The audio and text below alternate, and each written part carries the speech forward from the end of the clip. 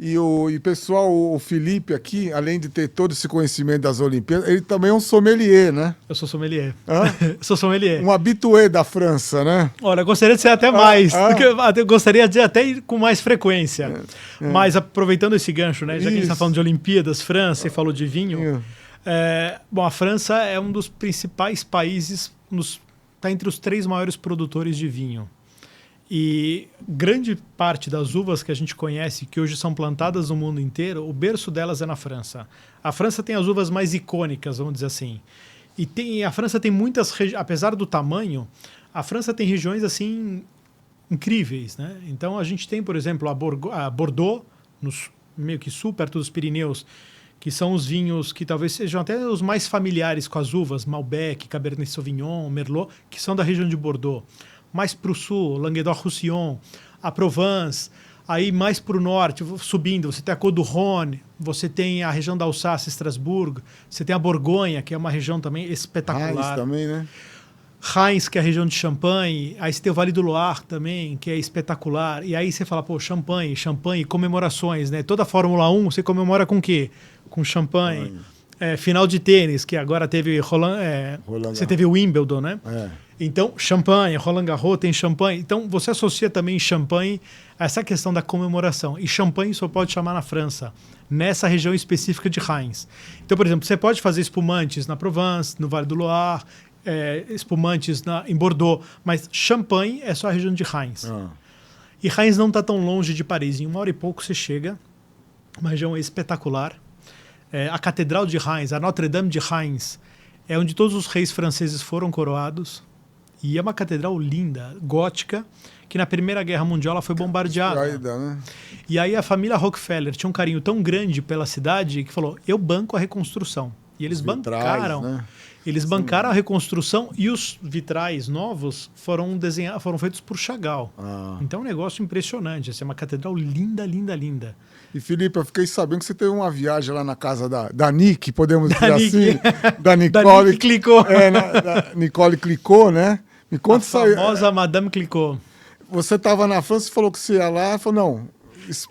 Eu era cliente, a Clicquot, assim como outras grandes marcas de luxo, eles pertencem a um grupo, que é o grupo LVMH, que as iniciais são Louis Vuitton, Moet Hennessy.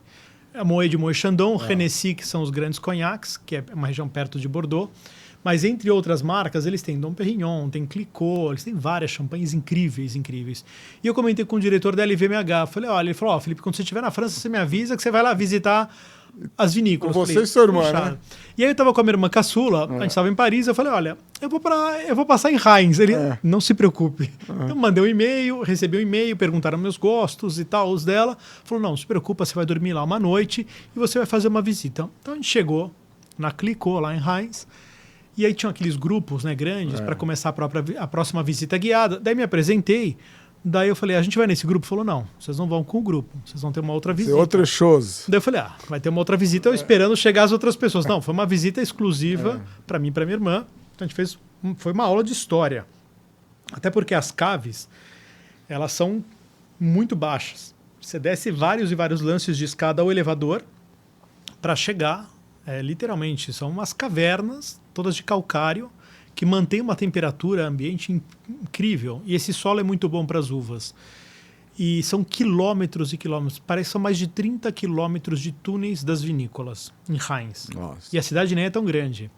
E durante a Primeira Guerra, quando você anda nesses túneis, está identificado a Cruz Vermelha, que era o hospital, a escola, todos os lugares. A cidade mudou para fugir dos bombardeios para as vinícolas, para as caves das vinícolas, para se proteger dos bombardeios. Então é um lugar com muita história. E aí o champanhe envelhece muito bem. E aí fizemos todo esse tour pela Clicquot. E lá pelas tantas eu falei, bom, onde a gente vai dormir, né? Onde é o nosso hotel? Daí, como a gente degustou algumas champanhes, falou, você não vai dirigir, porque você bebeu muito. Eu falei, não, eu tô bem, não vai dirigir. O motorista levou o carro, a gente chegou lá. E chegou para se hospedar na casa da Madame Clicquot. Ela tem um Petit Palais. É uma cidadezinha que está a 4 quilômetros de Reims, que chama Manoir de Verzy. Tem um palácio espetacular, 3 andares. E foi muito engraçado, porque a gente chegou, tava o nosso carro e tava o staff inteiro, assim, do palais, do Petit Palais. Parecia Downton Abbey, né? Então tinha do jardineiro ao chefe de cozinha da casa, passando por todos. Como nos filmes, né? Como aquela coisa da aristocracia era exatamente isso.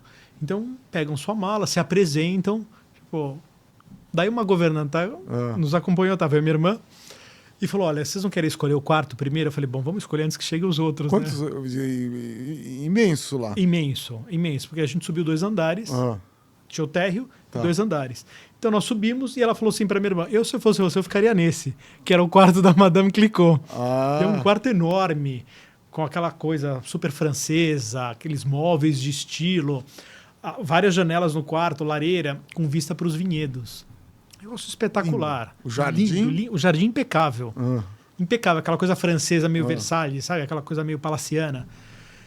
E aí eu fiquei no quarto ao lado, que a mulher falou: essa mulher vai aparecer aqui de noite, eu tô com medo de ficar nesse quarto enorme sozinho. Porque soltavam vocês. Daí eu falei: eu não escuto mais ninguém chegar. E aí falaram assim, tinha um dress code para esse jantar. Sério? Sério. Então mandaram, falaram: olha, você tem que estar de terno e gravata, ou falaram para ela, ou você vai de vestido ou com uma roupa de festa, tipo, gala. Aí você já sabia disso? A gente já sabia porque estava no convite. Então eu carreguei um terno a viagem inteira para esse dia. Então era quase um jantar de gala. E aí falaram que 20 horas a gente tinha que estar num dos salões do palácio. Então a gente chegou lá, estava a lareira acesa, porque era mês de inverno. E chegamos lá pontualmente e veio um dos enólogos da Clicquot, que você falava quais os idiomas que você tinha mais familiaridade. Então a gente falou: olha, em primeiro lugar espanhol, depois inglês, francês não. A gente se vira, mas não era aquela fluência.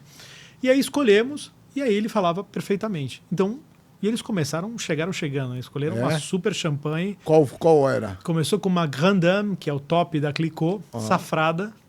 E quem começou com essa história de safradas foi Madame Clicquot. Ela foi a primeira a começar a fazer champanhe safradas. Normalmente champanhe não é safrado. Você usa safras anteriores. Você usa um blend. Mas quando é safrado é porque a safra é excepcional. Então você garante a qualidade do vinho.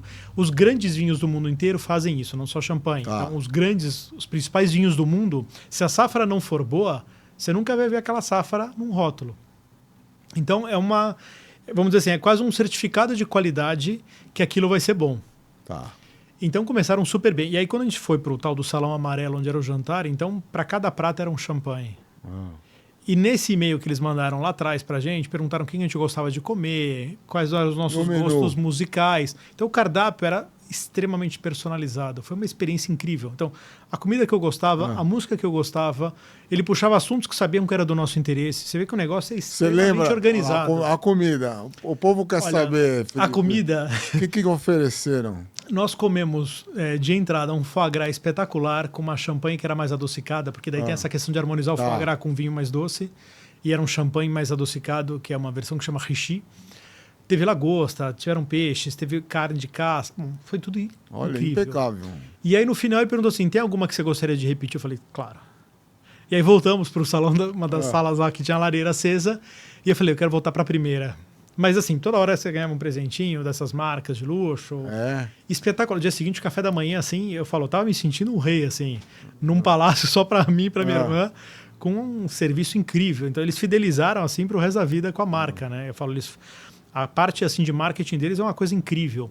E o mais interessante, porque assim, não vou dizer que a melhor champanhe é Clicquot. Tem champanhes muito superiores. Muito superiores. Essa é uma das básicas, vamos dizer assim. Mas o que é mais interessante é que a Madame Clicquot, ela criou alguns métodos que são usados até hoje.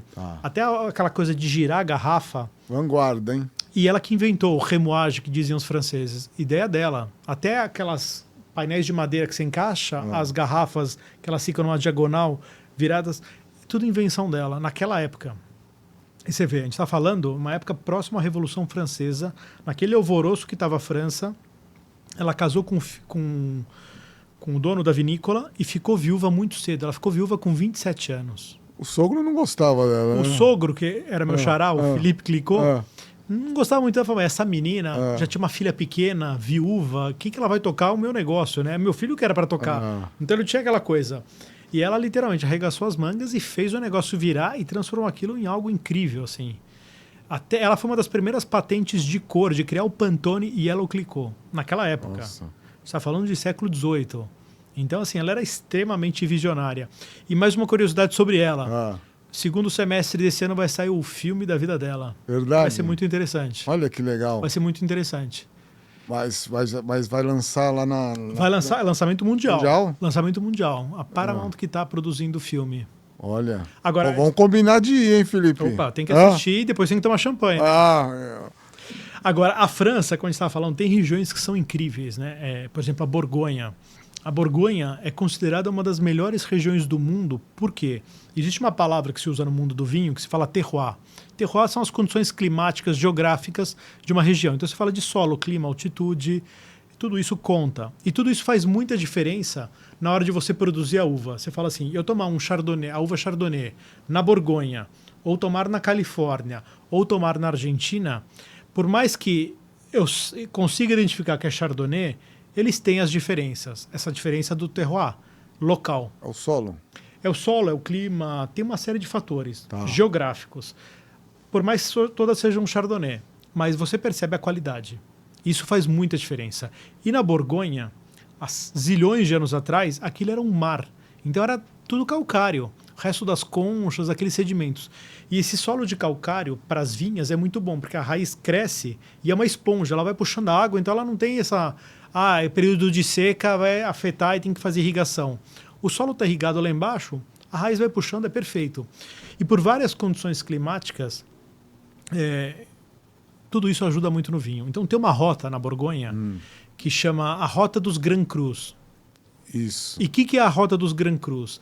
Dentro da classificação dos vinhos, o que, vamos dizer assim, o selo de qualidade do vinho francês, então a denominação de origem que eles falam, você tem os vinhos, os Premier Crus, os Grand Crus e os Crus. Então isso está associado à qualidade da uva que você vai produzir o vinho.